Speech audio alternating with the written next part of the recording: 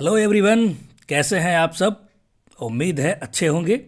सर्दियों का मौसम है तो अपना ख्याल रखें, ठंड से बच के रहें और स्टडी लैम्प को जलाए रखें और हमारे साथ एनसीईआरटी पढ़ते रहें। तो चलिए आज के चैप्टर की तरफ बढ़ते हैं। आप देख सकते हैं आपके स्क्रीन पर लिखा है अध्याय 3 आरंभिक नगर। एनसीईआरटी सीरीज में क्लास 6 की एनसीईआरटी के हिस्ट्री की बुक हमारे अतीत का चैप्टर नंबर 3 आरंभिक नगर, जिसे इंग्लिश में कहेंगे अर्लीस्ट सिटीज। तो ये जिस आरंभिक नगर की बात यहाँ पर की जा रही है, कौन सा आरंभिक नगर?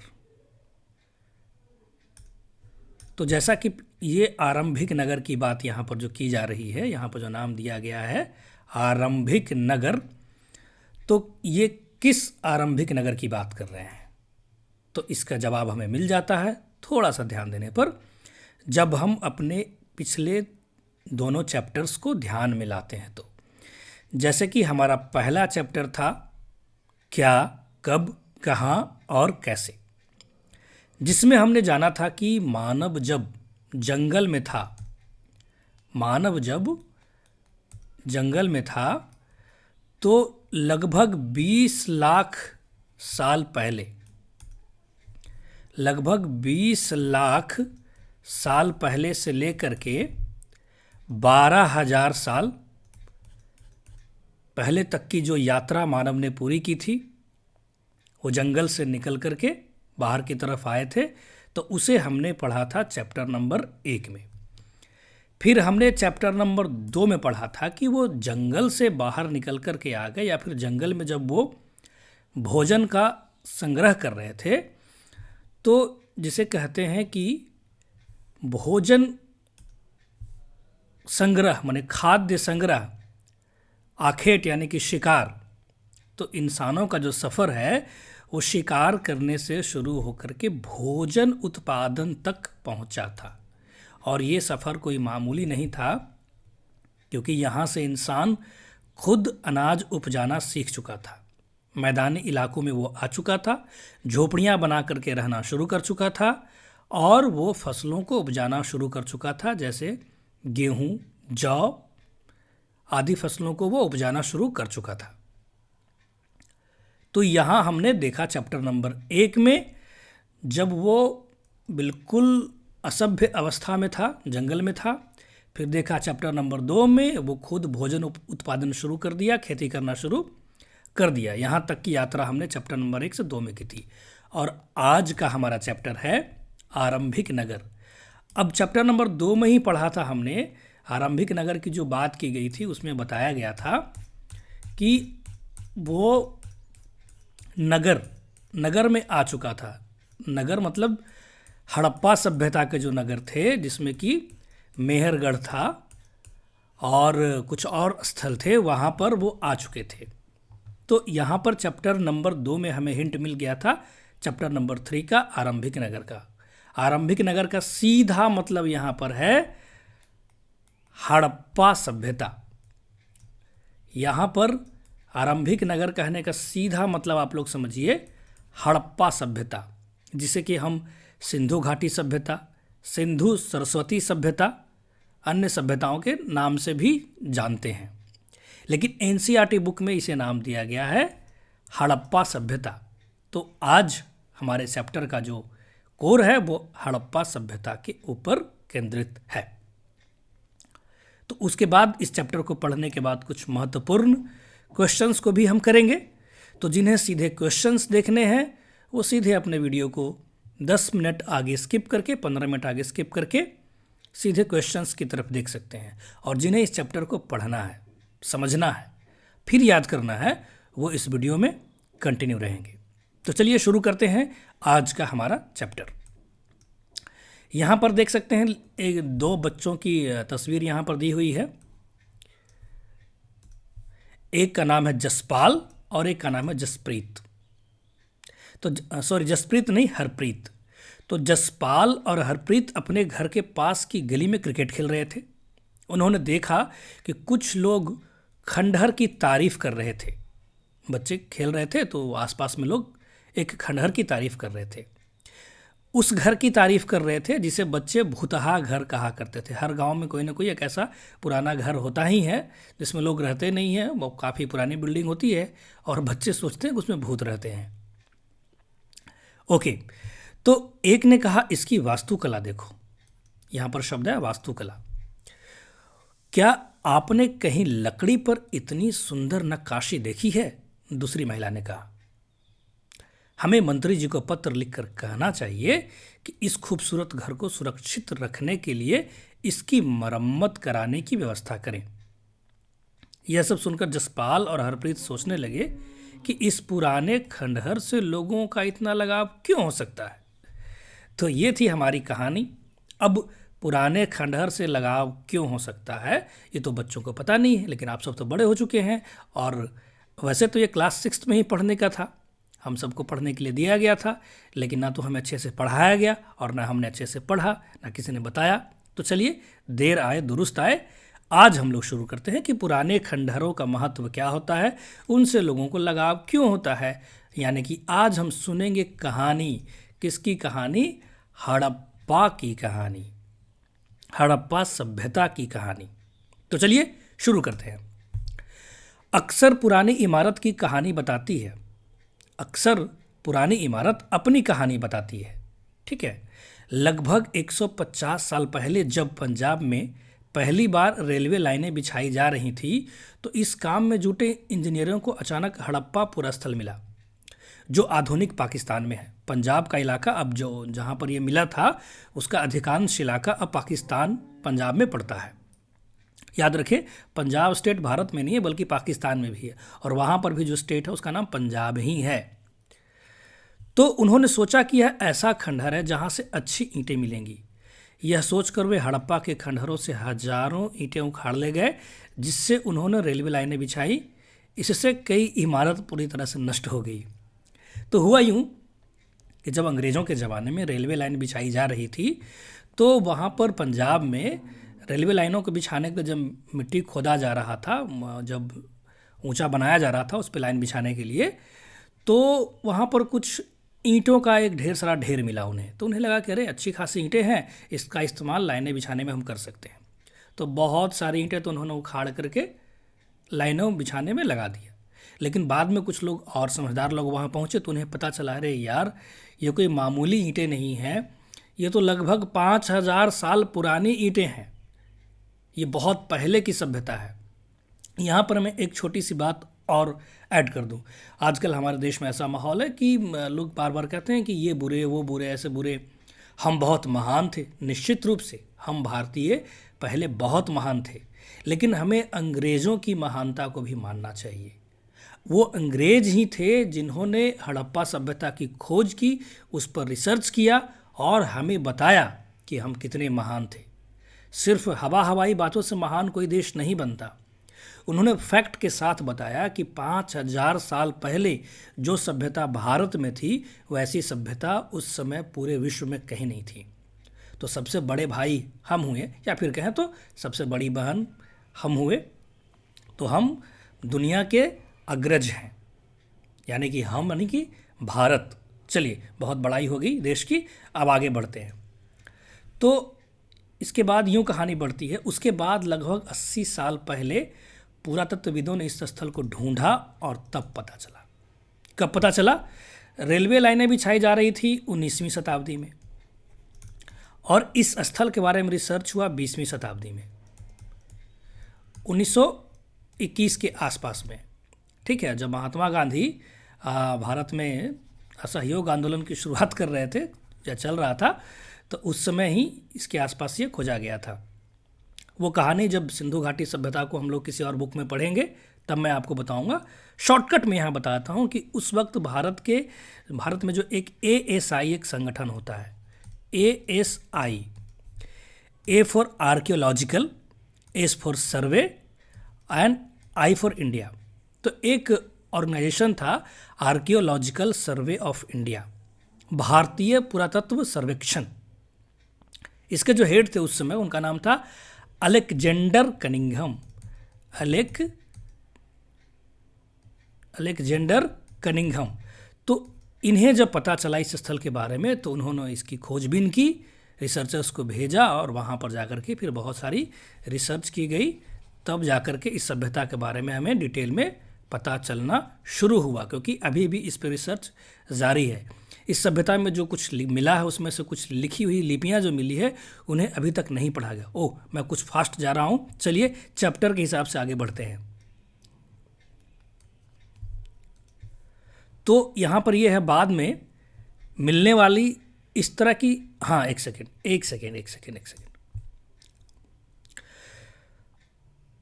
उसके बाद लगभग 80 साल पहले पुरातत्वविदों ने इस स्थल को ढूंढा और तब पता चला यह खंडहर उपमहाद्वीप के सबसे पुराने शहरों में से एक है। चूँकि इस नगर की खोज सबसे पहले हुई थी, इसलिए बाद में मिलने वाली इस तरह के सभी पुरास्थलों में जो इमारतें और चीज़ें मिली उन्हें हड़प्पा सभ्यता की इमारतें कहा गया। इन शहरों का निर्माण लगभग 4700 वर्ष पूर्व हुआ था। टाइमलाइन याद रखें, जब हम हड़प्पा सभ्यता के बारे में पढ़ते हैं, सिंधु घाटी सभ्यता के बारे में पढ़ते हैं, तो अलग अलग किताबों में अलग अलग टाइमलाइन मिला हुआ है। कहीं कहा गया कि 8000 साल पुरानी है, कहीं कहा गया 6000 साल पुरानी है, कहीं कहा गया 5000 साल पुरानी है। तो अगर हमें एग्जैक्ट फैक्ट की बात करनी है तो एनसीईआरटी को फॉलो करना है। तो एनसीईआरटी कहता है 4700 वर्ष पूर्व। तो अगर आपसे एग्जाम में पूछा जाए कि हड़प्पा सभ्यता के शहरों का, नगरों का निर्माण कितने वर्ष पूर्व हुआ था, तो उसका आंसर होगा 4700 वर्ष पूर्व। ओके, फटाफट आगे बढ़ते हैं। देखिए यहाँ पर मैंने इसे कलर करके रखा है। ये नगर आधुनिक पाकिस्तान के पंजाब और सिंध प्रांतों, भारत के गुजरात, राजस्थान, हरियाणा और पंजाब प्रांतों में से मिले हैं। कौन कौन से स्टेट हो गए, मैं इसे आप लोगों के लिए जूम कर देता हूं।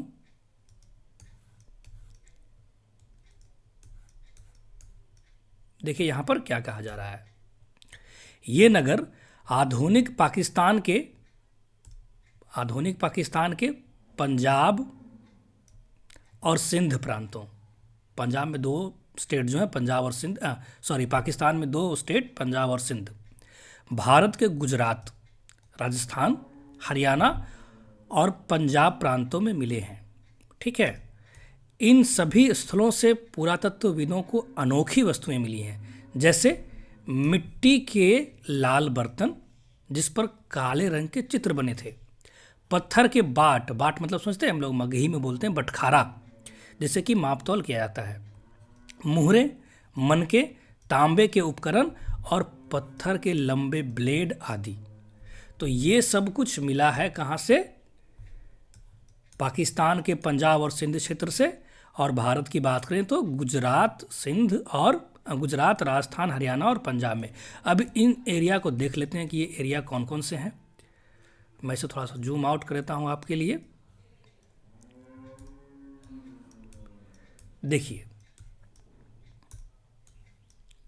अब यहाँ पर हम देख सकते हैं, ये जो भारत का जो मैप है उसका एक वेस्ट साइड का जो पश्चिम क्षेत्र का जो इलाका है, सिर्फ उसे यहाँ पर दर्शाया गया है। तो ये कौन कौन से स्थल हैं, ध्यान से देखिए मैप को जो आपके स्क्रीन पर दिखाया जा रहा है, और अगर आपके पास किताब है तो किताब को भी निकाल लें और दोनों को मिलाएं। पिछले चैप्टर्स में भी हमने पढ़ा था कि सिंधु नदी ये जो है उसकी सहायक नदियां हैं झेलम, चेनाब, रावी। ठीक है, ये नदियां जो है सिंधु की सहायक नदियां हैं, ये हमने देखा था, क्वेश्चन भी किया था। अब ये सिंधु नदी के आसपास के इलाके में ही ये पूरी सभ्यता थी। कौन कौन सी जगहें हैं, जैसे ये है मोहनजोदड़ो, ये फिर है बाहर में पाकिस्तान के इलाके में ही सुतकाडगोर भी कहीं कहीं बोलते हैं। उसके बाद ये हरियाणा पंजाब के पास देखेंगे तो ये है कालीबंगा और राखीगढ़ी। राजस्थान के इलाके में देखें तो गांवेरी वाला, गुजरात के इलाके में ही देखें तो चन्हूदड़ो, और गुजरात में ही बहुत सारे स्थल हैं, जैसे कि ये है धौलावीरा, फिर है सुतकोटदा, और ये है लोथल, और नीचे देख सकते हैं अरब सागर। तो मैप को आप सब देख चुके हैं, समझ चुके हैं। मैं फिर से रिपीट कर देता हूँ। गुजरात में धौलावीरा है, सुतकोटदा है, लोथल है, चन्हूदड़ो है, और पाकिस्तान में कौन है? सुतकाको है, और बाकी इलाके भी हैं। और राजस्थान में चन्हूदड़ो है, राजस्थान में ही गंभीरी वाला है, और हरियाणा पंजाब में कालीबंगा और राखी गढ़ी है। और यहीं पर पाकिस्तान के इलाके में ही हमारा ये रहा हड़प्पा। और चूंकि सबसे पहले यही स्थल मिला था, इसीलिए इस समय के जितने भी स्थल मिले सबको इसी के नाम के साथ जोड़ दिया गया और सबको मिला करके नाम दिया गया हड़प्पा सभ्यता। तो चलिए अब आगे बढ़ते हैं।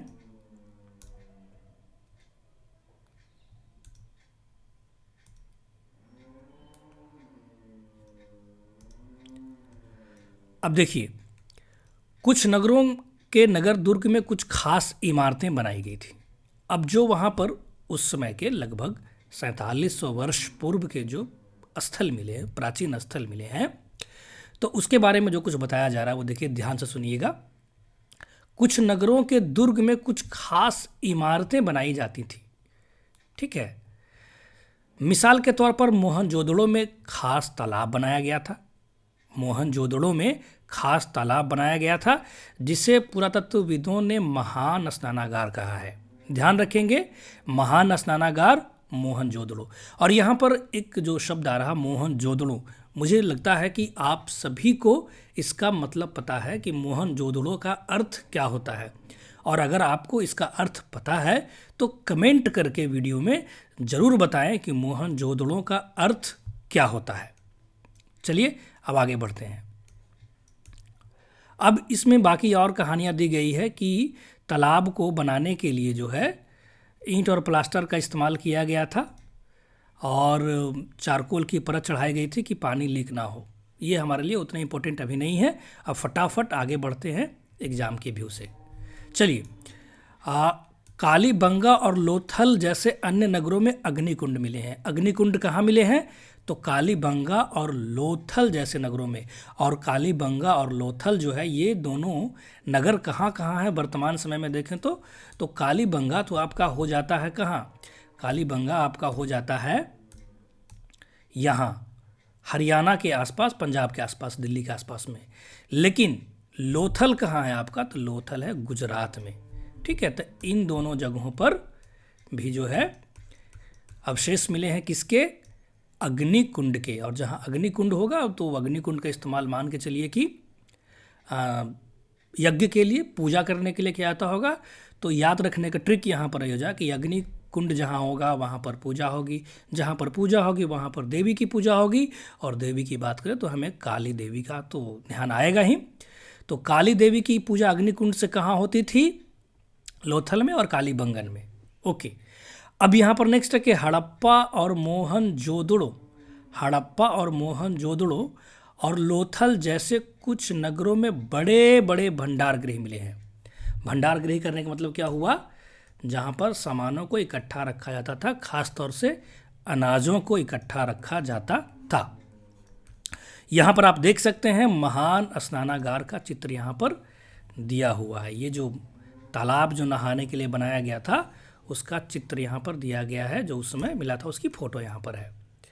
चलिए अब नेक्स्ट है, इन नगरों के घर आमतौर पर 1 या 2 मंजिला होते थे। घर के आंगन के चारों ओर कमरे बनाए जाते थे। अधिकांश घरों में एक अलग स्नान घर होता था और कुछ कुएं भी होते थे।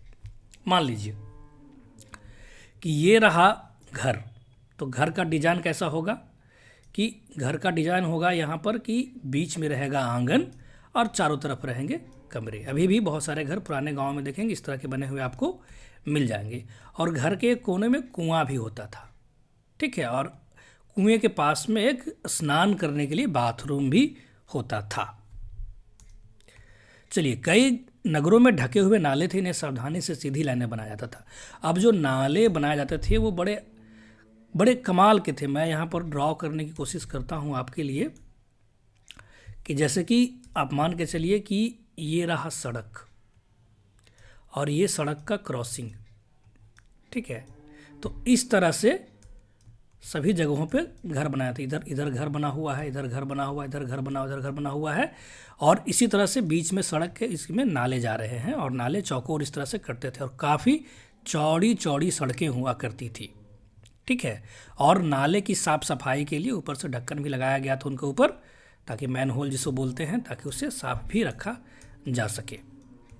तो ये इसको कहते हैं ना कि जो सिंधु घाटी सभ्यता की जो नगर योजना थी, जिसको बोल सकते हैं कि जो उस समय की जो सिटी प्लानिंग थी, ठीक है, वो बड़े बड़े कमाल की थी। उस तरह की सिटी प्लानिंग हमारे यहाँ आज भी नहीं होती है।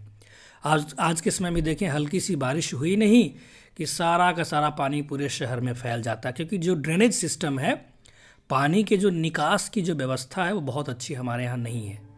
और हम इतिहास में जाकर देखते हैं तो 5000 साल पहले भी जो हमारे यहाँ सिंधु घाटी सभ्यता थी, हड़प्पा सभ्यता थी, वहाँ पर पानी के निकास की बहुत ही बेहतर व्यवस्था की गई थी। तो ऐसा था हमारा महान सिंधु घाटी सभ्यता का नगर योजना। चलिए अब आगे बढ़ते हैं कि नगरीय जीवन। अब तो नगर हमने देख लिया, नगरीय जीवन किस तरह का था। तो आप फोटो में देख सकते हैं किस तरह की सड़कों की फ़ोटो यहाँ पर दी हुई। ये रही फ़ोटो, इसमें आप देखिए। हड़प्पा के नगरों में बड़ी हलचल रहा करती होगी। यहाँ पर ऐसे लोग रहते होंगे जो नगर की खास इमारतें बनाने की योजना में जुटे रहते थे। चलिए बाकी ये सारी कहानियाँ हैं कि वो कैसे ये सब बना होगा, वो हमारे लिए महत्वपूर्ण अभी नहीं है। अब आगे बढ़ते फटाफट महत्वपूर्ण पॉइंट्स की तरफ बढ़ते हैं। मिट्टी से बने कई खिलौने भी मिले हैं जिनसे बच्चे खेला करते होंगे। ठीक है, मिट्टी से बने खिलौने मिले, यहाँ पर आप फोटो में देख सकते हैं। ये रहा मिट्टी का बना हुआ खिलौना। आज भी बच्चे गांव में मिट्टी के खिलौने इसी तरह के हाथी घोड़े के बनाते हैं। ठीक है, यहाँ पर कुछ और इन्फॉर्मेशन दिया हुआ है कि यहाँ पर सबसे ऊपर मोहनजोदड़ो की एक सड़क, उसमें बना नाला। ये देखिए, ये रहा मोहनजोदड़ो की, ये जो है ये मोहनजोदड़ो की सड़क है। ठीक है, मैं इसे थोड़ा सा आपके लिए जूम कर देता हूँ। ये देखिए, ये है मोहनजोदड़ो की सड़क। ठीक है, और इसी के नीचे आप देख सकते हैं ये बना हुआ नाला। ठीक है, इसी के किनारे किनारे में दोनों तरफ में नाला भी बना हुआ है। तो घरों से पानी, जो गंदा पानी निकलेगा वो नाले में गिरेगा। यहाँ पर देख सकते हैं नाला घर से निकलने वाला बना हुआ है और यहाँ से ये नाले से निकल करके बाहर की तरफ जाता था। और ये जो नाले बनाए गए थे वो हल्की ढालनुमा बनाए गए थे ताकि पानी के बाहर निकलने में कोई दिक्कत ना हो। फिर नेक्स्ट से देखिए क्या लिखा, उसके नीचे एक बना हुआ कुआं, ये देख सकते हैं। ये है हड़प्पा के टाइम का कुआं। पाकिस्तान के इलाके में ऐसे कुएं आज भी देखने को मिल जाते हैं। ये जो हड़प्पा का जो कुआं मिला उसे आज भी वहाँ पर सुरक्षित रखा गया है। नेक्स्ट है कि हड़प्पा की एक मुहर। तो ये देखिए, ये रहा मुहर आपका, ये देख सकते हैं, ये रहा मुहर। इन मुहरों पर कुछ लिखा हुआ है जिसे अभी तक पढ़ा नहीं जा सका है। अभी प्रयास जारी है कि इसे विद्वान पढ़ सकें और पता कर सकें इस पर क्या लिखा हुआ, जो लिखा हुआ है उसका मतलब क्या है। और नीचे पक्की मिट्टी के खिलौने, ये रहे आपके खिलौने। तो इस तरह की चीज़ें मिली है हड़प्पा सभ्यता से। ओके, नेक्स्ट अब यहाँ पर है नगर और शिल्प। अब लेफ्ट साइड में देखें तो यहाँ पर दिया हुआ है, मैं इसे भी जूम कर देता हूँ।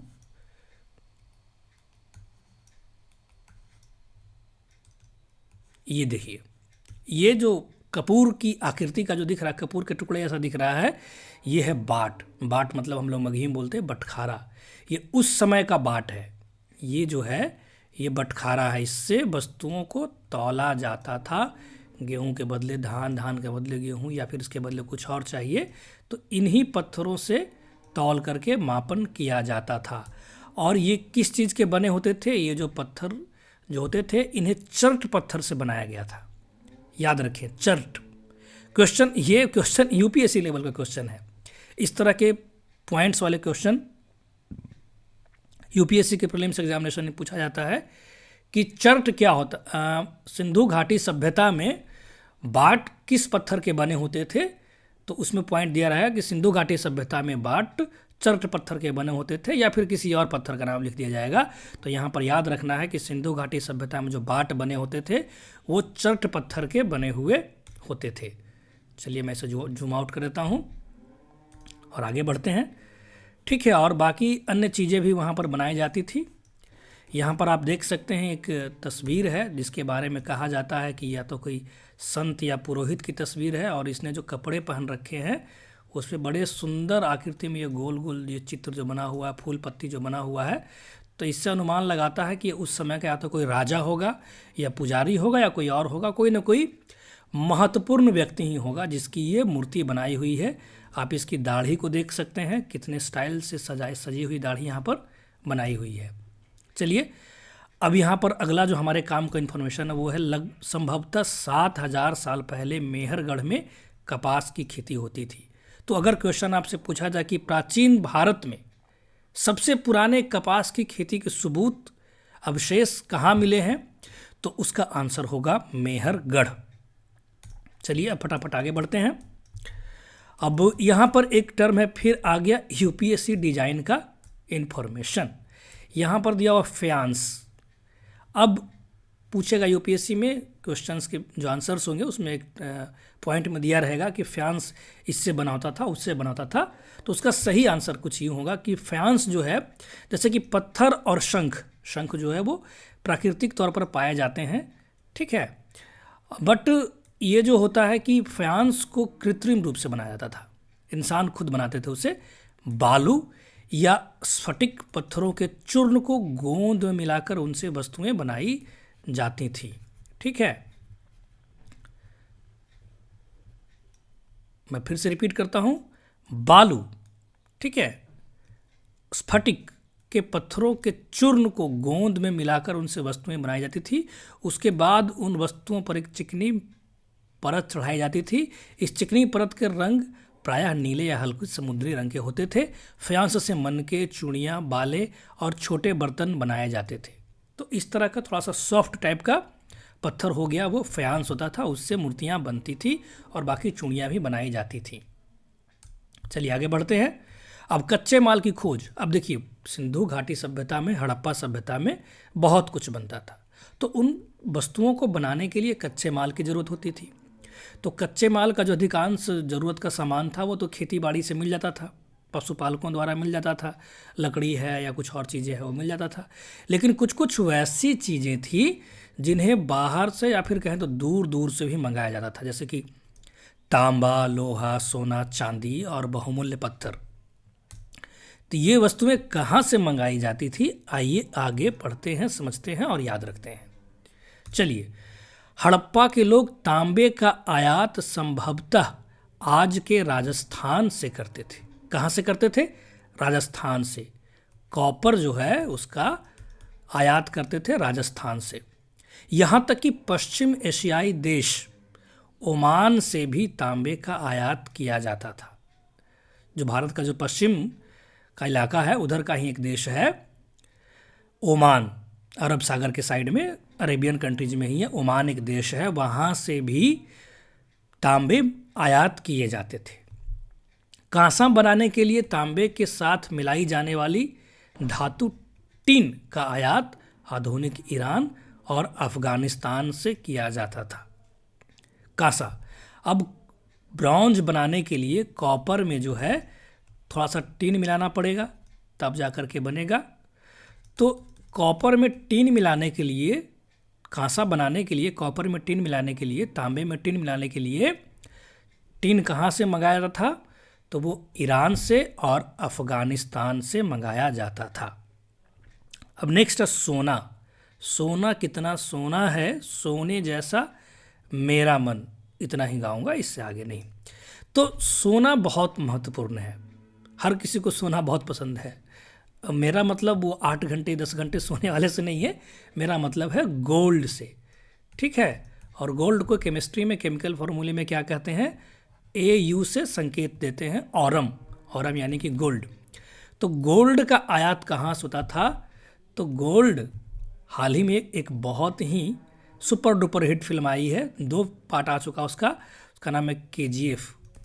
आप में से किसी ने देखी है तो अच्छी बात है, अगर नहीं भी देखी है तो कोई बहुत बड़ी बात नहीं है। एक्शन है, मारधाड़ है, कहानी है, बहुत खास भी फिल्म नहीं है, लेकिन ठीक ठाक है, देख सकते हैं। बस कुछ कुछ सीन्स में डर आपको लग सकता है एक्शंस को देख करके, मारधाड़ को देख करके। तो KGF का फुल फॉर्म होता है कोलार गोल्ड फील्ड। KGF का मतलब जो फिल्म है, देखिए अगर आपको पता है तो KGF का मतलब होता है कोलार गोल्ड फील्ड। तो कोलार गोल्ड फील्ड कहाँ था? तो ये था कर्नाटक में। ये काफ़ी प्राचीन है। आजकल तो यहाँ से सोना निकलता है, या फिर निकल भी सकता है फिर से खुदाई हो तो वो कर्नाटक का इलाका था जहाँ पर से सोना मंगा करके सिंधु घाटी सभ्यता के लोग बहुमूल्य कीमती सामान, गहने आदि बनाया करते थे। और बहुमूल्य पत्थरों की बात करें तो बहुत सारे कीमती जो पत्थर होते हैं वो कहाँ से मंगाते थे? तो वो गुजरात से, ठीक है, ईरान से और अफ़गानिस्तान से। अब ये सवाल ये है कि गुजरात में तो खुद सिंधु घाटी सभ्यता, हड़प्पा सभ्यता का स्थल है, तो वहाँ से मंगाते थे। तो आपका जो ये हड़प्पा सभ्यता है वो प्रॉपर हड़प्पा नगर जो है वो थोड़ा सा अलग यहाँ पर है। हड़प्पा पाकिस्तान के इलाके में है, तो ये पंजाब के पास है, और गुजरात तो बहुत नीचे है, तो इसलिए यहाँ से लोग मंगाते थे बहुमूल्य पत्थर। चलिए, तो यहाँ पर हमारा ये हो गया। अब आगे बढ़ते हैं। पौधों के अवशेष से पता चलता है कि हड़प्पा के लोग गेहूं, जौ, दालें, मटर, धान, तिल और सरसों उगाते थे। पौधे के जो अवशेष मिले उनसे पता चलता है कौन कौन सी फसलें हड़प्पा के लोग उगाते थे। तो आज की ही फसलें हैं, गेहूं, जौ, दाल, मटर, धान यानी कि चावल, और तिल और सरसों, मतलब सरसों की खेती भी करते थे। सरसों के तेल का इस्तेमाल करना वो जानते थे। होली भी मनाते होंगे, पुआ पकवान भी बनाते होंगे। Just joking. चलिए अब नेक्स्ट आगे बढ़ते हैं।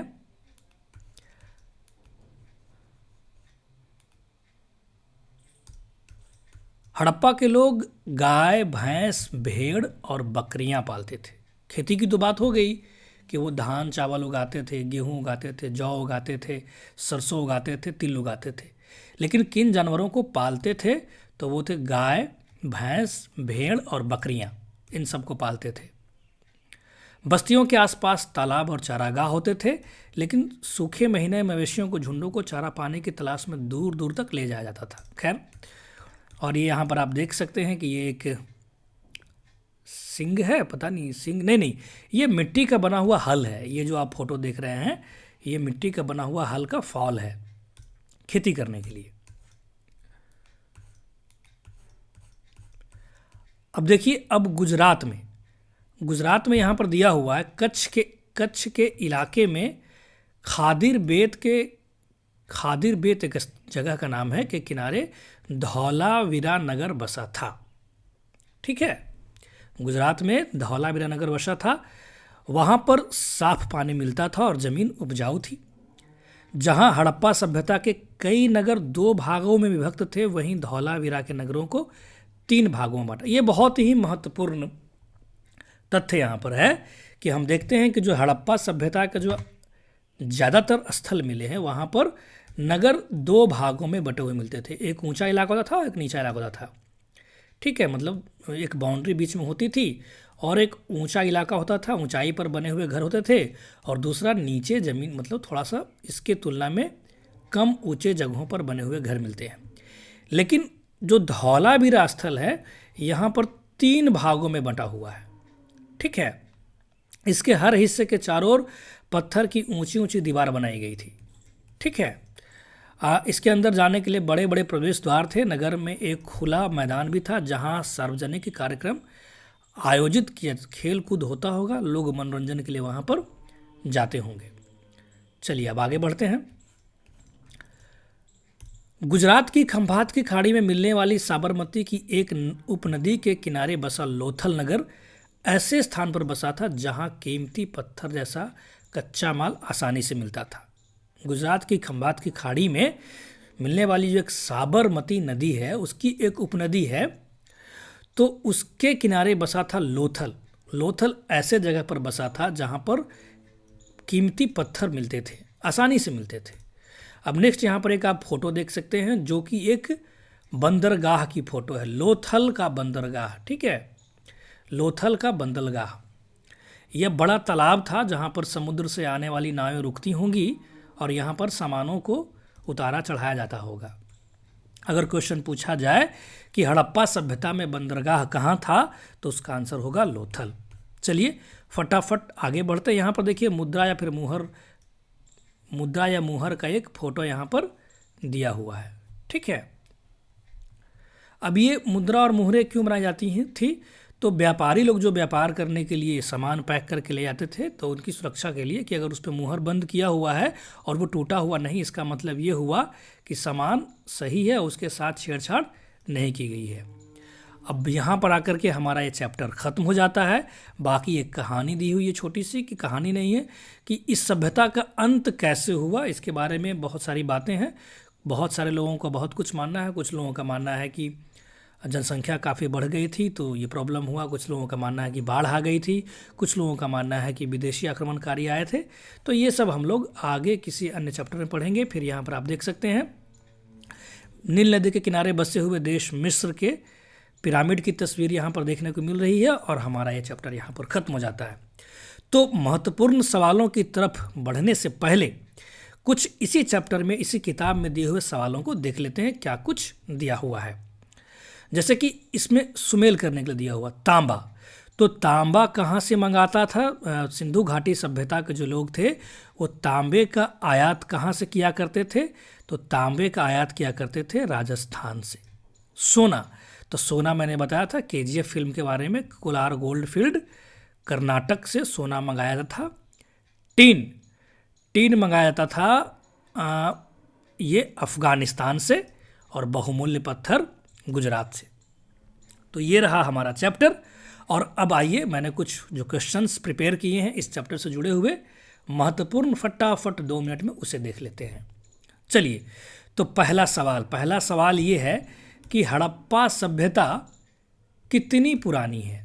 ठीक है, हड़प्पा सभ्यता कितनी पुरानी है, या फिर पूछ सकता है कि हड़प्पा सभ्यता की इमारतों का निर्माण कब हुआ। तो इसका आंसर है लगभग 4700 वर्ष पूर्व। लगभग 4700 वर्ष पूर्व। यहाँ पर देखिए मैंने आंसर लिखा ही नहीं है। महान स्नानागार तालाब कहाँ बना था? तो इसका आंसर है मोहनजोदड़ो। ठीक है, अब मैंने एक सवाल पूछा आपसे, कमेंट में इसका आंसर जरूर लिखें कि मोहनजोदड़ो का अर्थ क्या होता है। अग्निकुंड कहाँ मिले हैं? तो मैंने बताया था अग्निकुंड जहाँ होगा वहाँ पर पूजा होगी, और पूजा होगी तो काली माता की पूजा जरूर होगी। तो अग्निकुंड के अवशेष मिले हैं कालीबंगन में और लोथल में। कालीबंगन पड़ता आपका हरियाणा में, लोथल पड़ता आपका गुजरात में। चलिए नेक्स्ट, बड़े बड़े भंडार गृह कहाँ मिले हैं? तो बड़े बड़े भंडार गृह मिले हैं हड़प्पा और मोहनजोदड़ो में। नेक्स्ट, हड़प्पा सभ्यता में बाट यानी कि बटखारा किस पत्थर से बनाए जाते थे? तो इसका आंसर होगा चर्ट। हड़प्पा में हड़प्पा सभ्यता के समय में, या फिर कहें उसके पहले भी, तो प्राचीन भारत में कपास की खेती के प्राचीन प्रमाण कहाँ मिले हैं? फिर से रिपीट करता हूँ, कपास की खेती के प्राचीनतम प्रमाण कहाँ मिले हैं? तो वो मिले हैं मेहरगढ़ में। नेक्स्ट, फ्यांस क्या होता है? ये UPSC स्टैंडर्ड का क्वेश्चन है। बालू या स्फटिक पत्थरों का चूर्ण गोंद में मिलाया हुआ। बालू या फिर स्फटिक पत्थर जो होते हैं उसको चूर्ण बना करके उसमें गोंद मिलाकर उसे थोड़ा सॉफ्ट करके उसकी मूर्तियाँ और कुछ और वस्तुएं बनती थी। तो जिससे उस बालू या स्फटिक के चूर्ण में गोंद मिलाकर जो पदार्थ बनता था उसे कहते थे फ्यांस। नेक्स्ट, अभी हमने देखा था कि हड़प्पा के लोग तांबे का आयात कहाँ से करते थे? तो राजस्थान से करते थे, या फिर पश्चिम एशियाई देश ओमान से करते थे। नेक्स्ट है, टीन का आयात कहाँ से करते थे? तो टीन का आयात करते थे ईरान व अफगानिस्तान से। सोने का आयात कहाँ से करते थे? तो कर्नाटक से, KGF। बहुमूल्य पत्थर का आयात कहाँ से करते थे? तो बहुमूल्य पत्थर गुजरात से, ईरान से और अफगानिस्तान से। AFG मतलब अफगानिस्तान। नेक्स्ट है, हड़प्पा सभ्यता का कौन सा नगर 3 भागों में विभाजित था? ये क्वेश्चन पूछा जा सकता है, काफ़ी यूनिक क्वेश्चन है ये। आमतौर पर हड़प्पा सभ्यता के जितने स्थल मिले हैं वो 2 भागों में विभाजित मिले हैं, डिवाइडेड मिले हैं। यहाँ पर यह है कि हड़प्पा सभ्यता का कौन सा नगर 3 भागों में विभाजित था?